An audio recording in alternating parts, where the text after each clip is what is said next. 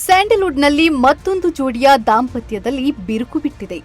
ಕನ್ನಡ ಚಿತ್ರರಂಗದ ಜನಪ್ರಿಯ ನಟ ಅಜಯ್ ರಾವ್ ಮತ್ತು ಅವರ ಪತ್ನಿ ಸ್ವಪ್ನ ವಿಚ್ಛೇದನಕ್ಕೆ ಮುಂದಾಗಿದ್ದಾರೆ. ಆ ಮೂಲಕ ಇವರಿಬ್ಬರ 11 ವರ್ಷಗಳ ದಾಂಪತ್ಯ ಜೀವನ ಮುರಿದು ಬಿದ್ದಿದೆ. ಇವರಿಬ್ಬರು 2014ರಲ್ಲಿ ಹೊಸಪೇಟೆಯಲ್ಲಿ ಸರಳವಾಗಿ ವಿವಾಹವಾಗಿದ್ರು. ದಂಪತಿಗೆ ಚರಿಷ್ಮಾ ಹೆಸರಿನ ಮಗಳಿದ್ದಾಳೆ. ವಿಚ್ಛೇದನಕ್ಕೆ ನಿಖರ ಕಾರಣಗಳು ತಿಳಿದು ಬಂದಿಲ್ಲ.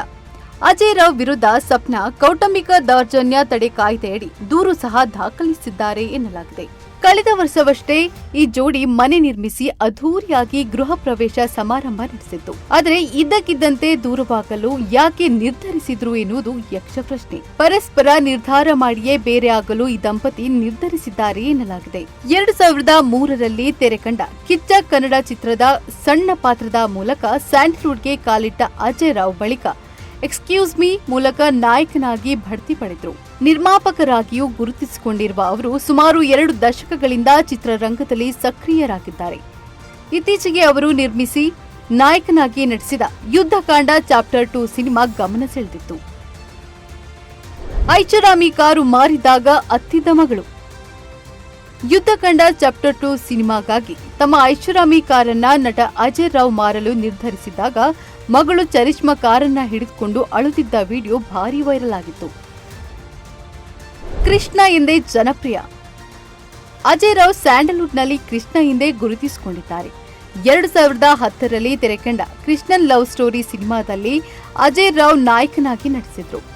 ಬಾಕ್ಸ್ ಆಫೀಸ್ನಲ್ಲಿ ಈ ಚಿತ್ರ ಸೂಪರ್ ಹಿಟ್ ಆಗುವ ಜೊತೆಗೆ ಅವರು ಕೃಷ್ಣ ಎಂದೇ ಜನಪ್ರಿಯರಾದರು.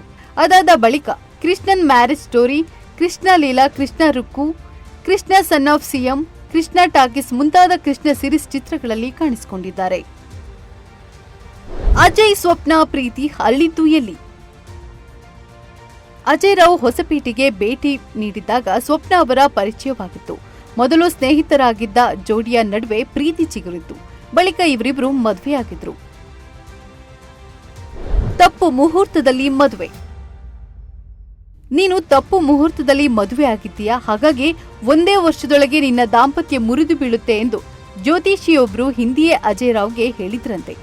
ಮಾಧ್ಯಮ ಸಂದರ್ಶನವೊಂದರಲ್ಲಿ ಅಜಯ್ ರಾವ್ ಅವರೇ ಈ ವಿಷಯ ಹೇಳಿದ್ರು.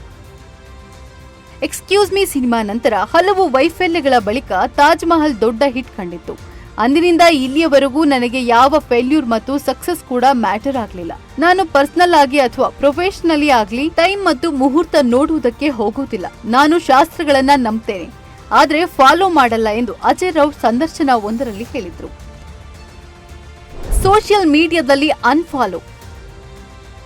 ಸಪ್ನಾ ರಾವ್ ಅವರು ಸೋಷಿಯಲ್ ಮೀಡಿಯಾದಲ್ಲಿ ಪತಿ ಅಜಯ್ ರಾವ್ ಜೊತೆಗಿರುವ ಎಲ್ಲಾ ಫೋಟೋಗಳನ್ನ ಕೂಡ ಡಿಲೀಟ್ ಮಾಡಿದ್ದಾರೆ.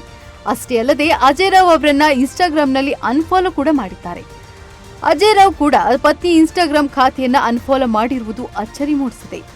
ಸ್ವಪ್ನ ರಾವ್ ಅವರು ಈಗ ತಮ್ಮ ಹೆಸರನ್ನ ಸೋಷಿಯಲ್ ಮೀಡಿಯಾ ಖಾತೆಗಳಲ್ಲಿ ಸ್ವಪ್ನ ಎಚ್ಎನ್ ಎಂದು ಬದಲಾಯಿಸಿಕೊಂಡಿದ್ದು ಗಮನ ಸೆಳೆದಿದೆ. ನಿಮ್ಮ ಕುಟುಂಬಕ್ಕೊಂದು ಪರಿಪೂರ್ಣ ಯೂಟ್ಯೂಬ್ ಚಾನೆಲ್.